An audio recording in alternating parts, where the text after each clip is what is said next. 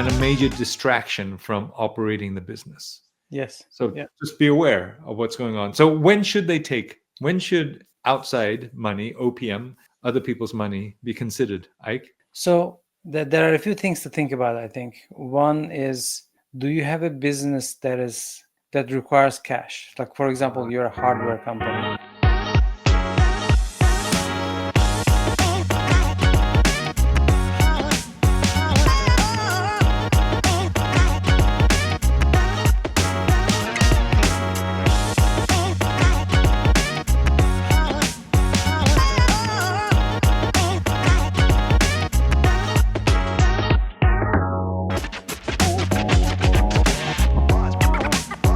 Okay, welcome back, dear fearless founders. We're happy to talk again. We've got 3 topics today in 30 minutes or so that I would love to explore, share our findings. Ike, I think this is so important. AI is in the front. Managing engineers is important, but we also have VCs and fundraising. And I want to start on that topic. Okay. I'm currently working with 2 clients who are experiencing growth sufficient such that they are looking to raise money. And in fact, Ike, you've gone through this just recently again for the umpteenth time. Let's talk about that. Let's talk about what the issues are, when to raise, how to raise, what to look out for, and maybe you can give a few pointers, and I'll jump in as well. Sounds good. I'm super excited about this topic because it takes a lot of mind share from the founders. It does. So everybody needs to approach it very carefully, I think. I think before we start, we should address not every business needs to raise money. I think the Silicon Valley has this notion that everybody should go to Y Combinator and raise money, and that's the only way to be successful. And that's not the case. I think the founder first should stop and think, can I build this business without the VC? Can I get money from somewhere, including customers? It's called bootstrapping, right? Family or friends, or do more services in the beginning to bring the cash in.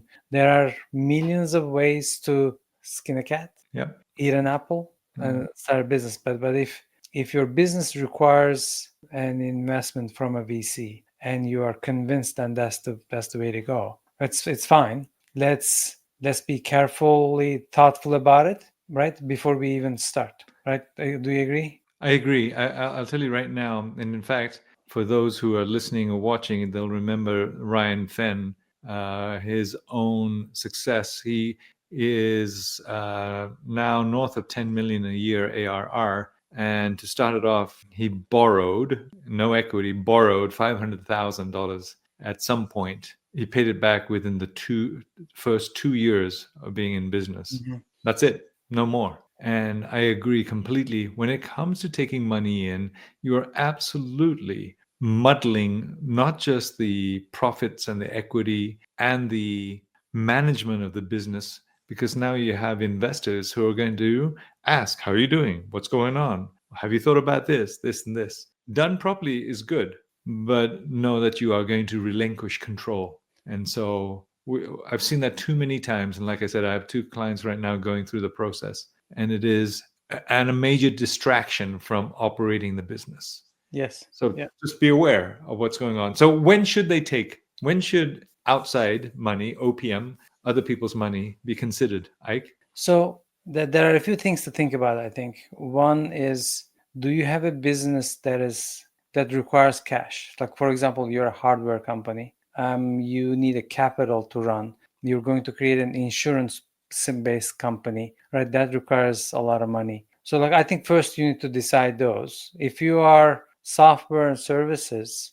it requires a little less, but the best time to do those type of investments is if you proved your product value, like you have a product market fit, you have your customers. Now you just need money to put fuel to the rocket or engine. I think that's best time to do it. But most of the time that's considered Series A or even sometimes seed when you have like at least $1 million ARR. If it's before that, that means you're looking for a partner who will build the product with you, right? Who will have a lot of influence in the company and then they will have the biggest risk if it's before the $1 million ARR, before you proved anything. And that $1 million changes from industry to industry. One industry, $1 million might be a lot, but another one might be $10 million is not enough, right? But based on the stage you're in, if you're in before product market fit, then you have to understand these guys are coming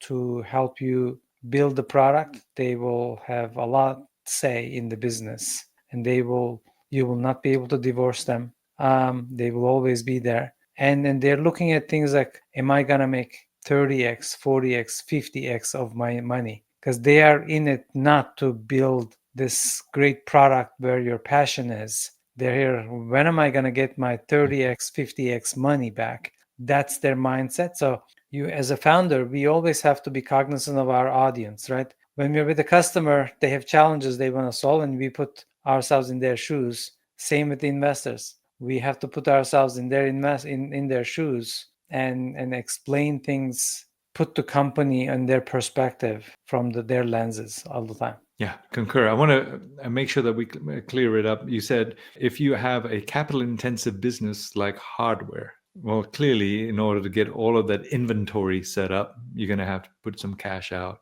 or get some money raised. Then you said for SaaS-based worlds, you can come up with different ways to build a front-loaded bank account from services, so that you charge consulting levels of dollars up front, so that is time in exchange for money, but at least it raises some funds to be able to pay for engineers, payroll, whatever, in addition to coming up with the monies that you need to develop the product, and that can come from angels and so forth. I just want to clarify that for the listeners. Number two, you also talked about, please, and I concur completely, don't raise money on I think this is a good idea, let me go and get some money. That is the most dangerous, most expensive money. And because the professional investors will know that you don't yet have a business model that says every dollar I put in, I get $3 out. Yeah. It's when you're at every dollar I put in and I get $3 out, that's prime time for getting investment, because then that means you've already got the ICP, you've got a product that is absolutely being pulled into the market, push or pull marketing, you've hit it. That's when you should absolutely consider. Again, you don't have to, but that's when you can consider. And even when you have that high trajectory and growth rate, I often think about the fact that you could just stay there and organically grow your own by putting your profits back in, because $3 comes out for every dollar. Or usually happens in the software world, right, that we live in. It's a race to be the 800-pound gorilla, to sort of squat on the territory, on the vertical, to be the big kingpin.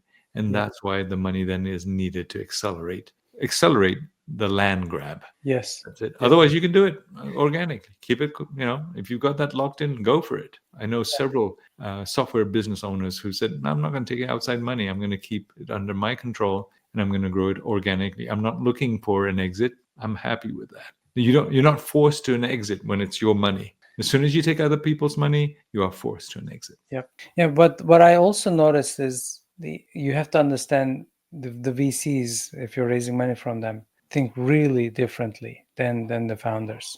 There's so many categories, from like defense tech to biotech, the aerospace. I am not in those. I'm mostly familiar with the B2B software, so that's where I can give some of the insights. AI is a big thing, obviously, right? Most VCs are still pouring money into infrastructure. So that's why you see like NVIDIAs of the world, chips, and the foundation models like OpenAI and Anthropic. People consider them as the infrastructure of the AI, like AI software world. And they are also have a bias towards anything that will be used by all the AI apps. So like if you're building a, let's say speech recognition, you have a deep tech and you have data scientists, and you were able to build the most human sounding voice. Or you have some tech that will do this with very minimal GPUs. Mm-hmm. And that means there might be hundreds and thousands of, maybe 100,000 of apps that will use your software, as an embedded feature, that's also called AI infrastructure. I see a lot. They want these deep tech to be embedded everywhere. They want you to be the dominant maker of that software. There are also cases you have some kind of edge over everybody else. When you talk about the moats, maybe it's a deep tech technology, but maybe a way to go to your market faster. Maybe there's some virality of your product or your go-to-market strategy, or maybe your product will have an edge, so that if there are 100 competitors, 90% of the audience will go to you, some kind of edge. I think they are looking at those type of things.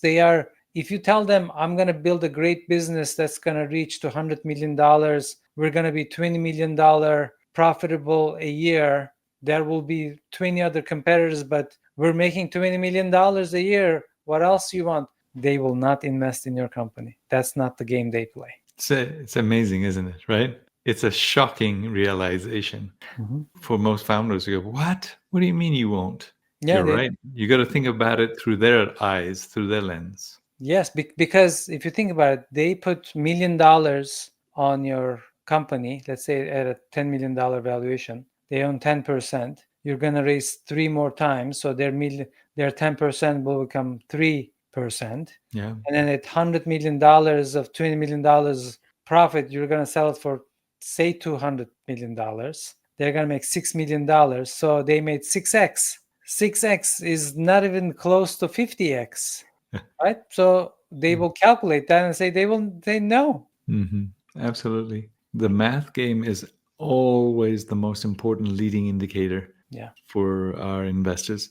And depending on when they come in, the multiplying ROI, the more seed and angel you're at, they want more 40, 50, 60, 300x. Yes. Later on, as it gets to private equity or VC around CDE, then we're talking definitely less than 10x. So that's the way the world works. You're right on that.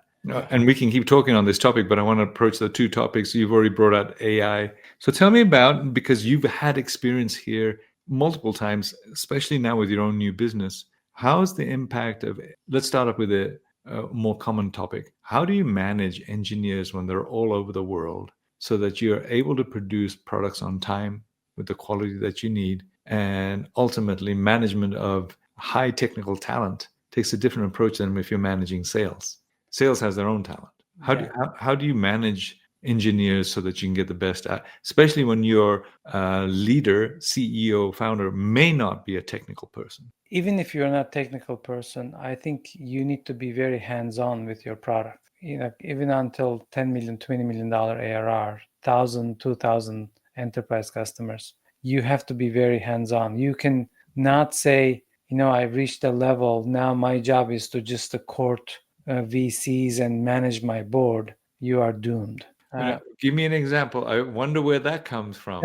I have a scar here from my previous life. Give him the example. What happened? Well, I hired I had an architect, and then I promoted him to be product leader. He was very good at managing the features and how they're implemented, but he wasn't in touch with the customers. He didn't know about the domain. And then I switched course 180%.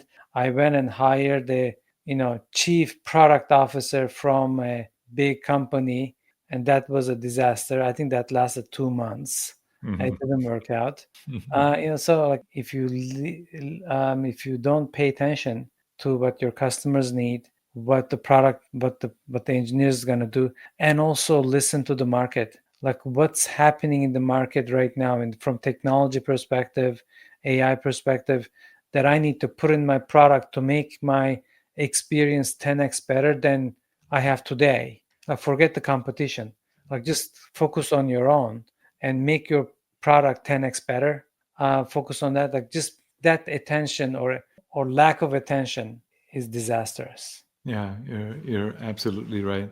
I remember my most success was when I started a company from scratch. I stayed in touch with the product. I was involved with engineers. I was involved in the features, and I was in front of the customers. I continued my demo jock role for a long time, and I still outsold the salespeople that I brought on because I knew the product even better than them because I had a hand in it, and I hadn't released that role just because I was the founder and CEO. Yeah.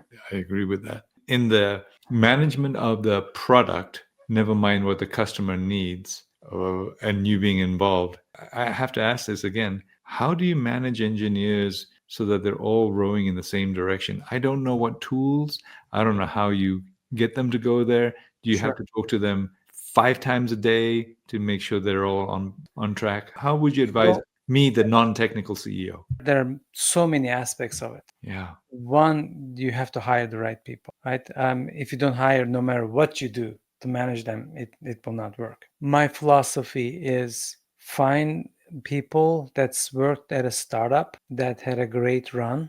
They got that startup high, right? And most software engineers, they get that high and they can never find it again. They keep searching for it because those companies are rare. So I try to find that people. Some of these companies go to big companies because life is easier there, and then they have 9 to 5s.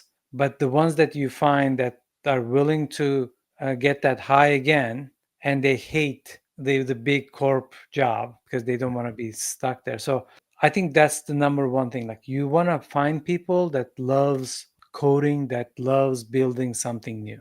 That it starts with that. The second biggest part, I think, we write these Jira tickets, we write the requirements, PRDs, and all that stuff, but that's not enough. Like, how many times you read a book and you retained 100% of it, right? And sometimes the devil's in the details. So when I talk to them, when I say I want this feature to do this or that, I don't just say that. I explain from the customer's perspective. Look, I met with a customer yesterday who wants to use this feature in this way. I tell a story so that they start forming their own ideas, so that not only the developer is developing with that lens, but the QA is also testing it from those stories.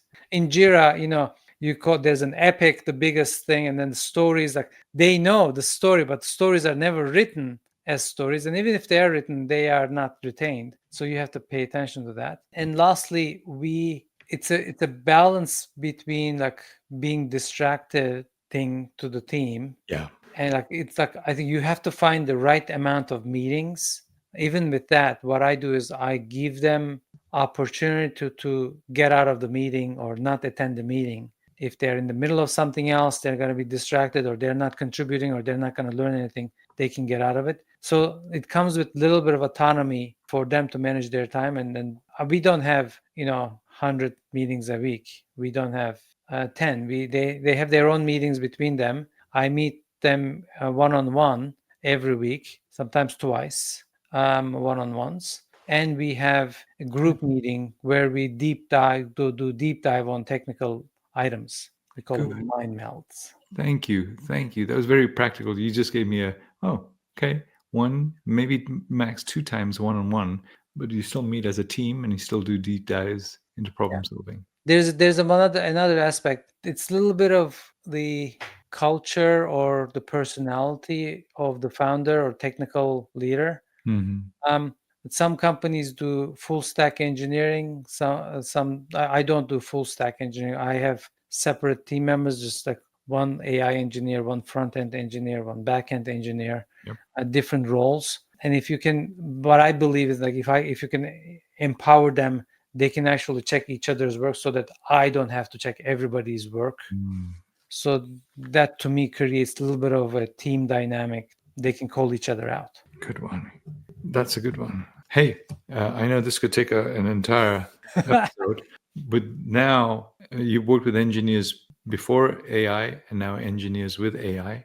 What's the impact on actual output, resources needed when you're using AI tools and or lens to develop products? Do you need less engineers, which is what I'm seeing almost everywhere? Yeah. What's your take on that? So 2 things to set it up. In the mindset for startup, like for everything you do, what is the term? You're getting out of your seat, like that you're about to explode. Yeah. You're excited. it's like you don't have enough resources. You don't have enough resources. Yeah. That applies to everywhere, from sales to back end to engineering. So we're that. We're like, we could hire a lot more engineers. We should have hired them 6 months ago, but we still don't hire them because we don't have the resources. That's just the name of the game for Yeah. startups. In the beginning, I tried to tell my team, encourage them to use more AI tools, but these guys love coding. Like, this is their life, like coding. So like, why would I use another AI to do my coding? I want to code and I don't need those. That was the thing. And then as the core product grew and we had to do some rewriting or technical debt cleanups and all that, the teams start to realize they can actually offload those to the AI to do the refactorings and migrations and all that.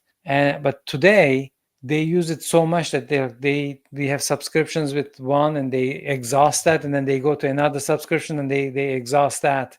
And like, every engineer is probably doing 5 engineers would be doing. So you have to empower them. Hopefully they will see the light, but I don't think you can force them to use it. Everything will backfire. So again, everything goes back to the people you hired. If you can hire the right people and you grow with them, that's the way. Look, these AI tools came about in the past 6 months. Yeah. You have no idea what's going to be 3 years from now, what these AI tools are going to be. But if your team is not able to adapt, learn, and grow with you, this is going to fail. If I didn't have the right team, but I forced them to use the AI tools today, what am I going to do 3 years from now? You're frozen, dude. Yeah. There's no way. There's no way. You brought up another good topic for another podcast. You're absolutely right. And I have clients right now producing a lot more yield with such a fraction of the size because they caught on, they're evolving, they're using AI appropriately. They're still inventing, creating. They have outsourced quite a few of the bug fixes and cleanups and technical debt and QA work to tools rather than humans, right? And I think that is not going to decrease. I think that's only going to increase. And on that note, I mean, we've been talking about like operationally how surgical this approaches are and all that as a founder. But how can I say this? I go to extra mile to learn about their personal goals in life. They might be saving money to buy their first house. They maybe their kid is going to start school next year and they're preparing for that, or they want to put their mark on the world to make a difference through your startup, your product, and they are mission oriented. You cannot dismiss these things, and it gets harder and harder when the organization grows. But if the organization is small, that's one of the most biggest investments you can make on your people. The only thing that needs to be clear is I did this mistake in the past. When you become involved, you have to make sure you keep them accountable. You continue to keep them accountable. You cannot be their friends. This is not your role. You are friendly with them. You are polite, but you are not the friends. We are not, I am your boss. If you don't do your job, I'm going to fire you. Right? Like I have to protect the remaining of the company if you don't do your job. It's not that I'm acting against you. I am with everybody else that is doing their job. Yeah. No, I just got off a phone conversation, a coaching call with a CEO who has been very reluctant in the past to actually hold people accountable because he didn't want to get into the uncomfortable discussion. And that's just part of leadership. You have to have enough what I call professional distance built into the business so that you can effectuate change. You care about them.